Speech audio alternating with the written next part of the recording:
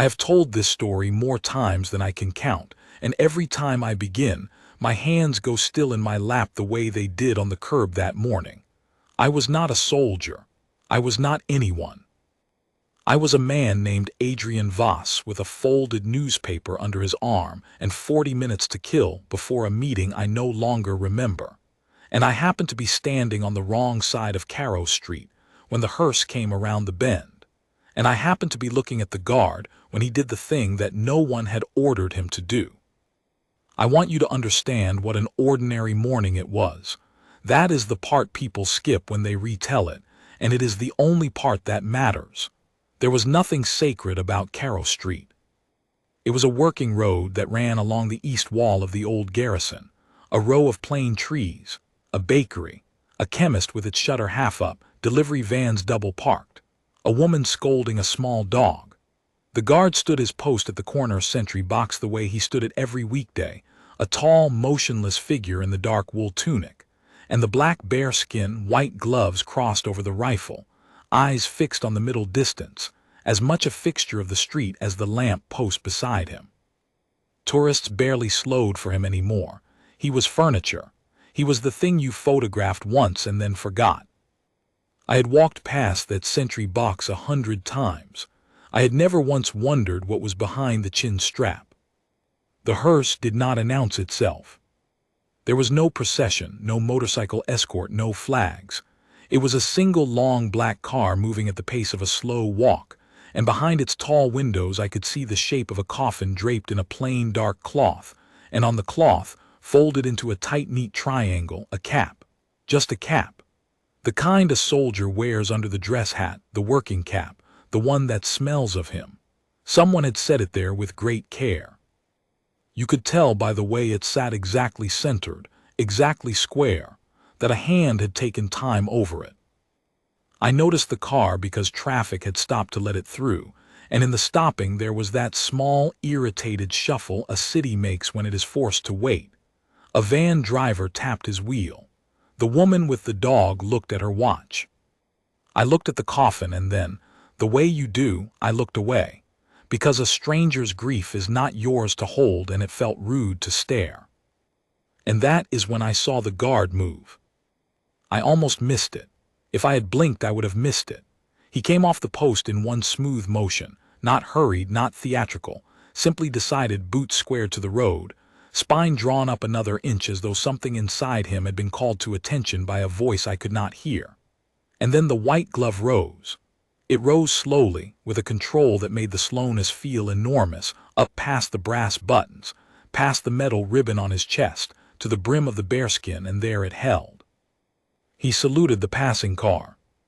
He held the salute as the hearse rolled by him at the pace of a slow walk, his eyes no longer fixed on the middle distance but level on the coffin, tracking it, the way you watch someone you love walk out a door for the last time. Nobody had told him to do it. There was no officer. There was no command. There was no crowd to perform for, only me and a van driver and a woman with a dog. I knew, even then, with no understanding of the rules he lived by, that what I was watching was not in any manual. It was too quiet to be ceremony and too exact to be impulse. It was something else. It was a man keeping a promise in public that he had made in private. I forgot my meeting. I forgot the newspaper, which slid out from under my arm and fanned open on the pavement, and I let it lie there. The hearse passed. The salute did not drop until the rear of the car had cleared the sentry box by a full length, and only then did the white glove come down, slow as it had gone up, and the guard returned his hand to the rifle and his eyes to the middle distance and became, once more, a fixture of the street. The whole thing had taken perhaps 15 seconds. The van driver had stopped tapping his wheel. The woman had picked up her dog. And across the road from me, on the curb where the bakery let out its warm bread smell, an old man I had not noticed was standing with his hat in his 2 hands and tears running freely down his face into his collar, making no sound at all. I think that is the moment I understood I had seen something I would not be allowed to walk away from. I crossed the street. I do not know why. I am not a man who crosses streets toward strangers, But I went to the old man because he looked as though his legs might not hold him, and I put a hand under his elbow and he gripped my arm hard with a strength that surprised me and said, in a voice scraped raw, "He didn't have to do that. He didn't have to do that." He said it twice, the way people say the thing that has undone them. And I asked him gently whether he knew the man in the car, and he shook his head and said, "No. No, son, I don't know him. But I know what that boy on the corner just did, and there isn't a medal big enough." That was the first crack in my ignorance. Until that moment, I had assumed the salute meant the guard knew the dead. I had built a small private story in my head, old friends, a brotherhood, a grief I was eavesdropping on. The old man took it apart with one sentence. The guard had not known the dead man. The guard had saluted a stranger, and somehow that made it worse or better or both, in a way I could not yet name, and I stood there on the curb holding a weeping stranger's elbow and feeling the ground tilt under a thing I had thought I understood about the world. I would spend the next 3 weeks learning exactly how much I had not understood, but I am getting ahead of the morning.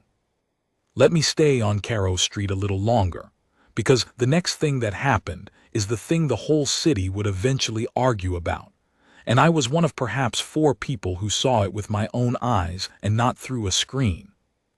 The hearse reached the end of the block and slowed at the junction, waiting to turn, and the driver, a man I would later come to know, a man named Henrik who had driven for the funeral house 30 years, leaned his head out of his window and looked back down Caro Street at the corner sentry box. He had seen the salute in his mirror. I watched him look. I watched him take it in. And then I watched Henrik do a thing that drivers of hearses do not do, which is that he lifted his own hand from the wheel and held it flat against the side of his door, palm out toward the guard, the way you steady something precious, the way you say without words received and understood. Then he turned the corner and was gone, and the coffin and the squared cap went with him, and Caro Street, after a long-held breath, began once more to move. But it did not move the same. I want to be precise about this, because it is the truth and because it is the strangest part. The street did not go back to what it had been. The van driver did not tap his wheel. People were quiet at the bakery counter. A delivery boy took off his cap without seeming to know he had done it. It was as though the 15 seconds on the corner had reached out and rested a hand on the shoulder of everyone within sight, and the city, for a block in every direction, had remembered something it had been too busy to feel. I picked my newspaper up off the pavement. I did not read it. I stood and I watched the guard, who had gone back to being furniture, and I tried to see the man inside the stillness, and I could not. And that not seeing is what sent me back to Caro Street the next morning, and the morning after that. I came back because I needed to know whether I had imagined the weight of it. You do that with a thing too large to fit in your hands. You go back to check that it is still too large. So at the same hour the next day I stood on the same curb, and the guard was there, and the street did its ordinary business, and I felt foolish.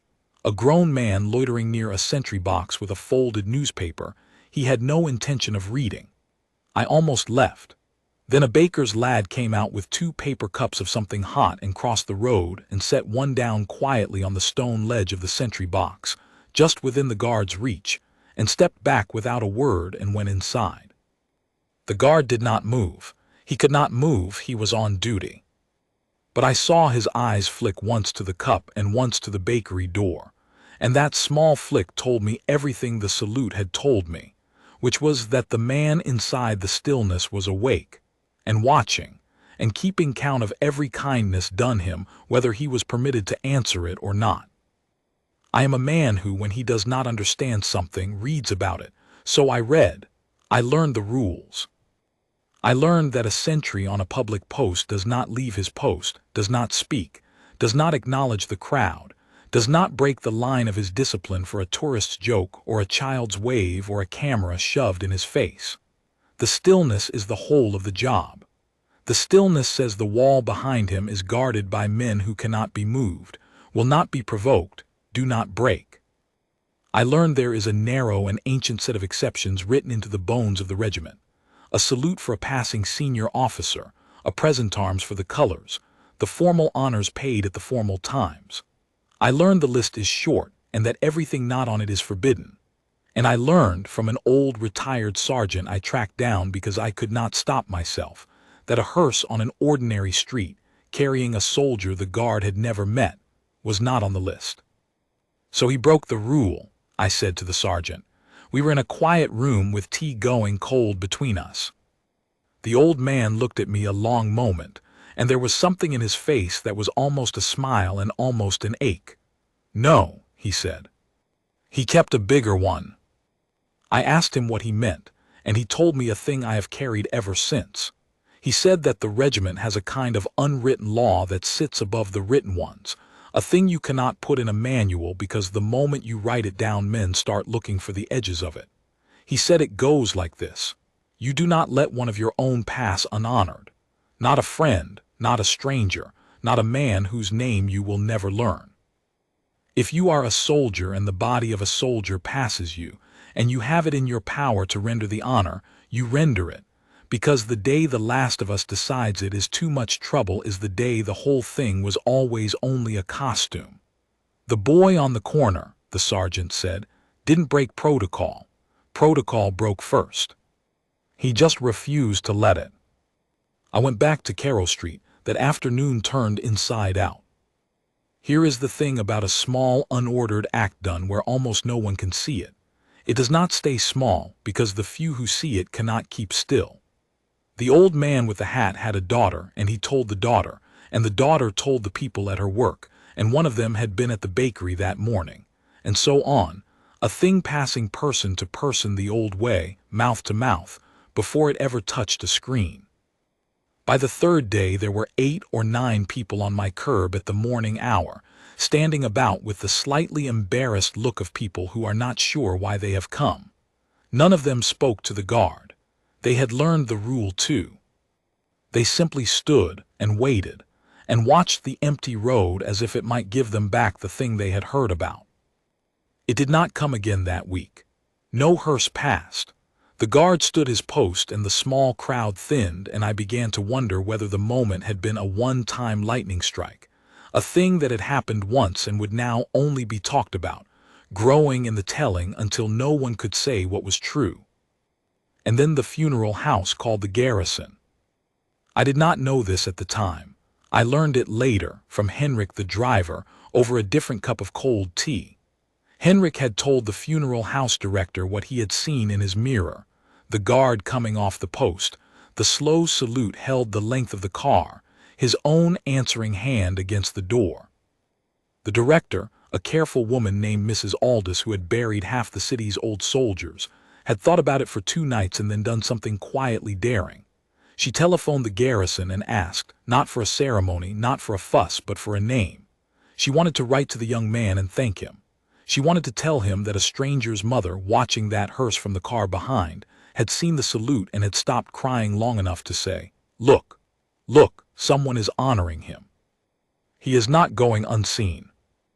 The garrison would not give her the name. That is the rule too. The men of the post are not individuals to the public, they are the post, and the post has no name. But word of the call ran up the chain. The way an odd small stone dropped in a still pond sends a ring all the way to the bank. And somewhere up that chain, a senior officer set down the telephone and sat for a moment and thought about a young guardsman who had, on an ordinary Tuesday, with no one to impress and a rule to break, decided that a stranger in a box would not pass his corner unhonored. What that officer did with the thought is the turn of this whole story, and I will come to it. But first I have to tell you about the second hearse, because the second hearse is when the city stopped pretending it had not noticed. It was a gray Thursday, 11 days after the first. I was on my curb. I had stopped pretending I had a reason to be anywhere else at that hour, and there were perhaps 20 of us now, quiet, ranged along both pavements, and the guard stood his post and did not look at us, and the morning smelled of bread and rain coming. And down at the bend of Carrow Street, slow as a slow walk, the long black car came again. A different car, a different name we would never know. Another plain dark cloth, Another small squared cap set centered and exact by a hand that had taken time over it. 20 people went silent the way a held note ends, and every one of us, I think, was watching the same thing, which was not the coffin. It was the corner. It was the white glove crossed over the rifle, and the question we none of us dared to say aloud. Would he do it again, now that there were eyes? Would the unordered thing survive being expected? He did it again, and here is what I have never been able to make people understand who only saw it later on a screen. It was not the same. The first time, on the empty Tuesday, the salute had been a private thing done in public. This time he knew we were there. He could feel 20 faces on him the way you feel a draft, and he did not perform for us. He did the opposite. He seemed, if anything, to withdraw into the act, to make it smaller and more exact and more entirely about the man in the box and not at all about the watchers on the curb, as if to say to all of us, this is not yours. You may witness it, but you may not have it. The glove rose slow. The eyes came level on the coffin and tracked it the length of the car. And a soldier none of us would meet went past his corner honored, and the held salute came down, and the guard returned to the middle distance, and not one of us applauded, because you do not applaud, and we all of us knew that now without being told. But a young woman 2 places down from me had her phone up. I saw it. I did not blame her then, and I do not blame her now. She was crying and filming at the same time, which is a thing this age does, and the small bright rectangle in her hand caught the 15 seconds and held them. And that evening she put them where everyone could see, with 4 words under it that she did not invent and could not have improved. The salute no one ordered. By morning, the city was a different city. I have tried many times to describe what it is like to watch a quiet thing become a loud thing overnight, and the closest I can come is this. It was like watching a single candle in a window become, by dawn, every window on the street lit, and feeling glad and frightened in the same breath. Glad because the thing deserved to be seen. Frightened because I had stood close enough to know how fragile it was, how much of its power lived in the fact that no one had ordered it, and I understood that the moment the whole city decided to love it, the whole city would also, without meaning to, begin to demand it, and a demanded salute is not a gift. It is a duty discharged, and the difference between those 2 things was the entire difference. And I did not see how the man on the corner could possibly survive being loved this much, without losing the very thing they loved him for. Now the curb was not 20 people, it was 200. They came with thermos flasks and folding stools. They came on their way to work and did not go to work. The bakery sold out by 9 and started baking again.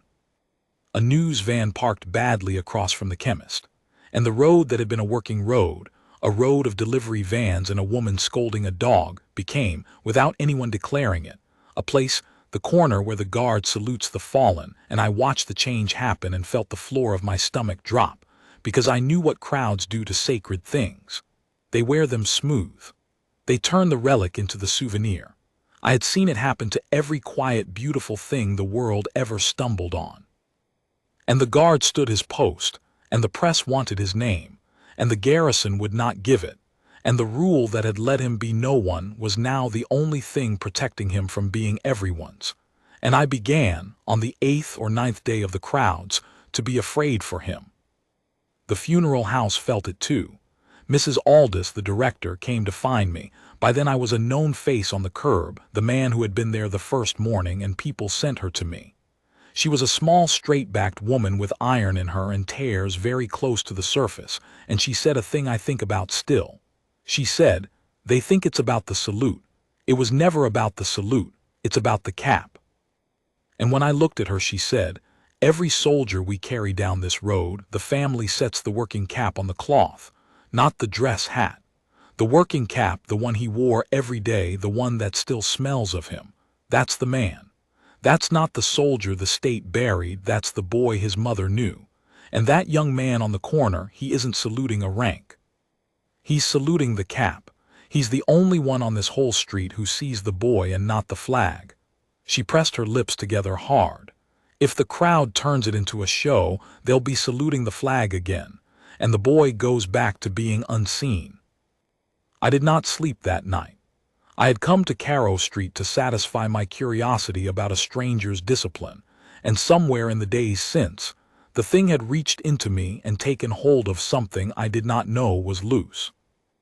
I had buried a brother, years before, a quiet, ordinary man the world did not stop for, and I had stood at his grave with the unbearable feeling that the size of my grief and the size of the world's notice did not match, that he had gone out like a candle in a vast, indifferent dark. And here was a young man on a corner, asked by no one, paid by no one, who had decided that no soldier would go out unseen on his watch.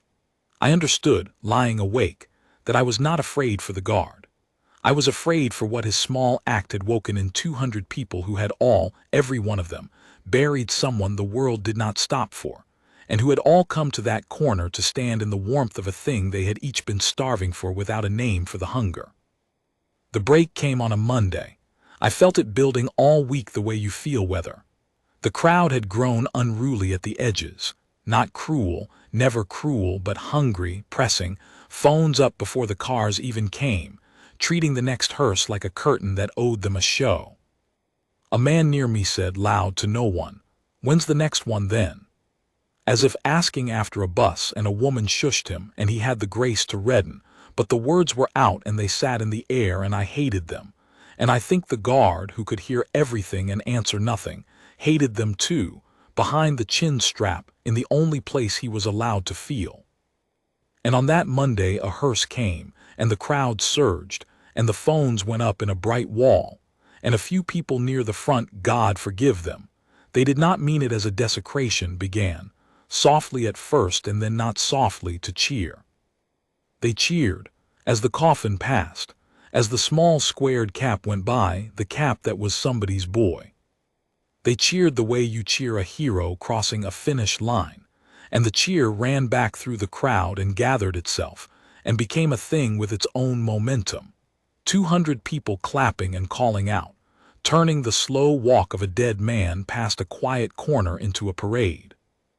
And I watched the guard, and I knew with absolute certainty that this was the moment the thing died, because he would have to choose. He would have to either give them the salute and let it become the show they were demanding, the trick the trained bear does on cue, or refuse it here now, in front of the whole watching city, and let them think the magic had failed, that he was just a man in a costume after all, and watch the candle go dark in every window at once. He did neither.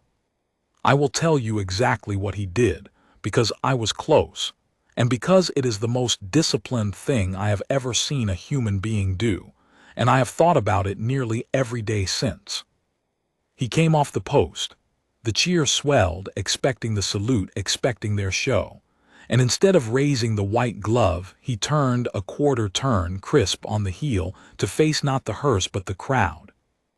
And he brought the rifle down off his shoulder and across his body to the position they call the present, the formal salute of arms, the honor a soldier renders not to a person but to a thing larger than any person, and he held it rigid, eyes forward over our heads, presenting his arms to the road. And the meaning of it went through that crowd like cold water, because he was not saluting us. He had turned his back on the show we wanted and put himself between us and the coffin, an honor guard of one, and the present arm said, plainer than any words, "This is sacred ground, and you will be quiet on it." The cheer broke off. It did not fade, it broke, all at once, 200 people understanding in the same instant that they had been about to do something they would be ashamed of, and the shame and the awe arrived together, and the street went so silent that I heard, for the first time, the small tick of the hearse's engine as it came on at the pace of a slow walk. A man near the front took off his hat. The woman who had cheered loudest put both hands over her mouth. And the guard held the present arms, facing us, guarding the dead man's dignity from the very crowd that had come to love him, and the coffin and the small squared cap rolled past behind his turned back, honored not by a show, but by a silence he had commanded without a single word. Only when the rear of the car had cleared the corner did he bring the rifle up, and turn the quarter turn back, crisp on the heel and shoulder arms, and become a fixture of the street. And the 200 of us stood in the kind of silence that is weight, that presses down on the top of your head, and not one phone went up, because every one of us had just been taught, by a man who was not allowed to speak, the difference between honoring a thing and consuming it. I wept, I am not ashamed of it. A great many of us did. That was the morning the officer came. I did not know who he was at first. He was an older man in a plain dark overcoat, no uniform, standing at the back of the crowd with his hands folded, and he had been there, I realized, the whole time, through the cheer, through the present arms, through the silence. He watched the guard the way the rest of us watched the guard, but with something underneath the watching, a kind of careful arithmetic, and when it was over he did not leave with the crowd. He waited until the curb had thinned, and then he crossed to me, because someone had pointed me out as the man from the first morning, and he said, "You were here at the start." It was not a question. I said I was. He looked at the corner for a while. Then he told me who he was, not his name. He never gave his name, but his place. He was the man up the chain who had taken Mrs. Aldis's telephone call all those days ago, and had sat with it, and thought about a young guardsman breaking a rule on an empty Tuesday. "I came to decide what to do about him," the officer said. My heart went cold. I thought discipline. I thought charge. I thought of the rules I had read, the narrow list of what a sentry may and may not do, and a hearse on an ordinary street not being on the list, and I understood that everything the city loved this young man for was, in the eyes of the regiment, a string of infractions, and that an officer had come down to Carrow Street to weigh them. "You're going to punish him," I said. I should not have said it. He let it sit. "That was one road," he said at last. "It's the road the regulations point to. A sentry who leaves his discipline for a thing not on the list, once you can call it a lapse. Twice, 3 times with the whole city watching, that's a man making his own rules at his post, and a post where men make their own rules is not a post anymore. That's the argument. It's not a stupid argument." He turned and looked at me directly, and his eyes were an old soldier's eyes, and what was in them was not coldness. It was grief, held the way that young man held the salute, with enormous control. "I buried men that road never stopped for," he said. "When I was young, carried them myself. And I have spent 30 years enforcing a list that does not have on it the one thing I most wish someone had done for them." He was quiet. "So I came down here to watch him break my rules and decide whether to end it." And I said. And then he turned around, the officer said, and presented arms to the crowd and taught 200 people to be quiet over a dead stranger, and I understood that I had it backwards. He almost smiled, the way the old sergeant had almost smiled. He hadn't been making his own rules. He'd been keeping the oldest one we have, the one we were too proud to write down. You do not let one of your own pass unhonored. He was more inside the discipline than I was. I was the one outside it, hiding behind a list. He drew a breath. "You don't punish a man for being the conscience of the regiment. You change the regiment." I did not fully understand him until the next morning. None of us did. The crowd came back at the usual hour, smaller now, chastened, holding the new silence the guard had taught them. And at the bend of Carrow Street, at the slow walk pace, a hearse came. A plain dark cloth, a small squared cap, and the young man came off his post and raised the white glove and held the salute the length of the car, and he was not alone. Because down the length of Carrow Street, at every corner, at the chemist and the bakery and the junction and the old garrison gate, stood other guardsmen. They had not been there an hour before. They had been posted overnight, quietly, on no public order anyone could point to.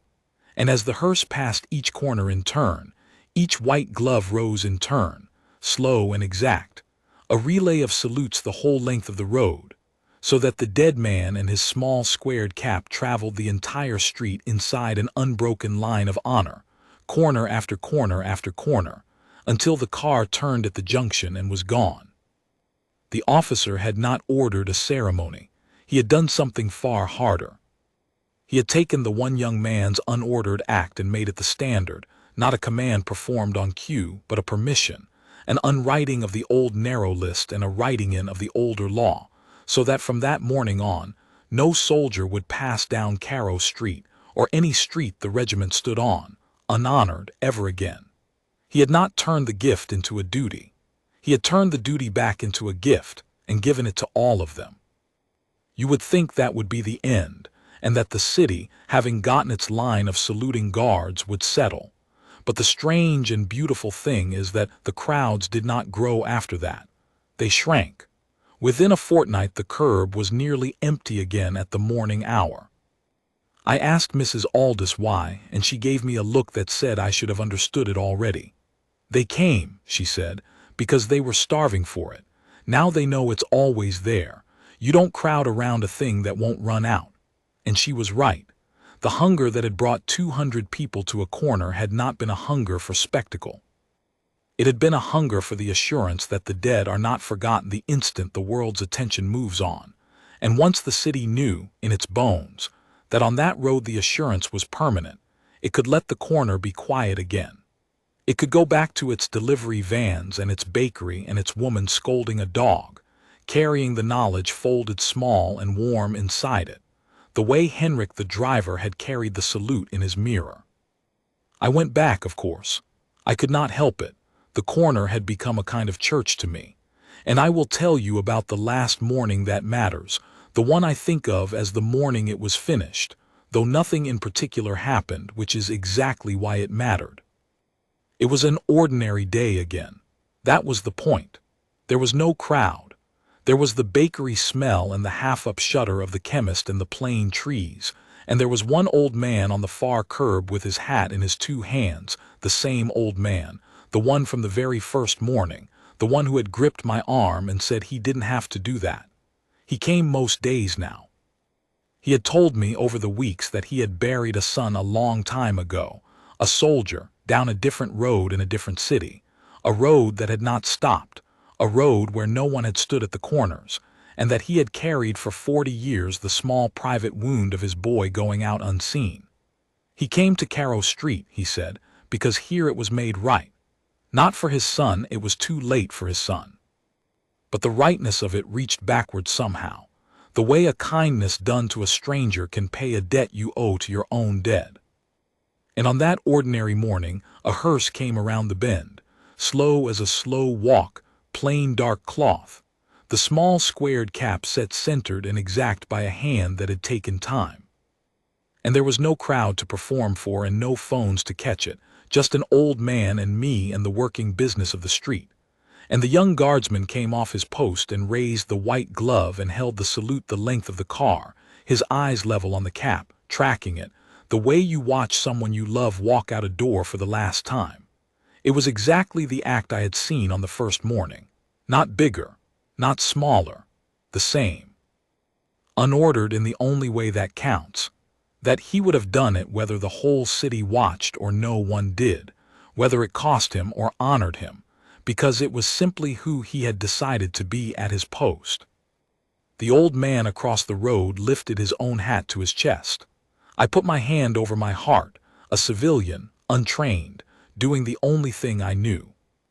And the hearse passed, and the salute came down slow, and the boy in the box went on to wherever the city's soldiers go, honored at the corner by a man who never learned his name. I spoke to the guard exactly once, and it was not on Carrow Street, and it was years later, and it is how I am able to tell you the last of it. I met him by chance, an older man by then, out of the tunic, gray coming into his hair, an ordinary fellow in an ordinary coat, and I knew him the way you know a face that has lived behind your eyes for years. I told him I had been there the first morning. I told him what it had done to the street, to the city, to me. I told him about my brother and the grave the world did not stop for, and how his 15 seconds had reached back and rested a hand on that old grief of mine and made it bearable. He was quiet a long time, the way they are, and then he told me the one thing I had never known, the thing that closed the circle. He said that on that first ordinary Tuesday, he had not decided to break any rule. He said that as the hearse came around the bend and he saw the small squared cap on the cloth, the working cap, the one that still smelled of its man. He had thought of nothing grand at all, not the regiment, not the city, not the old unwritten law.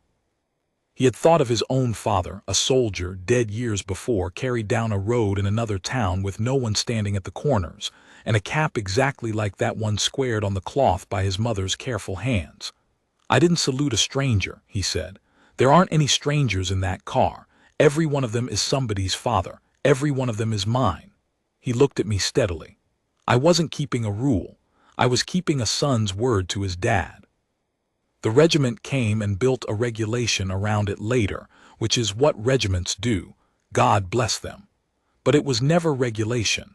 It was just a boy on a corner, deciding his father would not have wanted any other man to go past unseen the way he had. And there it is, the whole of it. The thing the city argued about, the thing the news vans came for, the thing 200 people crowded a curb to consume and were taught instead to honor. It was never a ceremony and never a stand and never a show. It was one man, asked by no one, paid by no one, watched by no one, deciding on an ordinary morning that the dead would not pass him unhonored, because once his own dead had passed unhonored, and he had carried that wound, and he had resolved that no one else would carry it on his watch. I am an old man now myself. I have told this story at tables and at gravesides, and once, badly, through tears, at the funeral of the old man from the curb, who outlived a great many things and went out, I am glad to say, down Carrow Street, with a white glove raised at every corner the length of the road. And when people ask me what I learned, standing there with my newspaper fan open on the pavement all those years ago, I tell them this: that the loudest honors in this world are ordered and rehearsed and paid for, and they are fine, they have their place. But the honor that moves you, the one that reaches into your chest and takes hold of something loose, the one a whole city will stop to watch and a man will weep for 40 years on a curb, that honor is never ordered. It is rendered quietly, by a man who has decided who he is on an ordinary morning when he thinks no one is looking. Nobody ordered him to do it. That is the entire reason it mattered. And that is why I have never once, in all the years since, walked past a sentry box and thought of it as furniture again.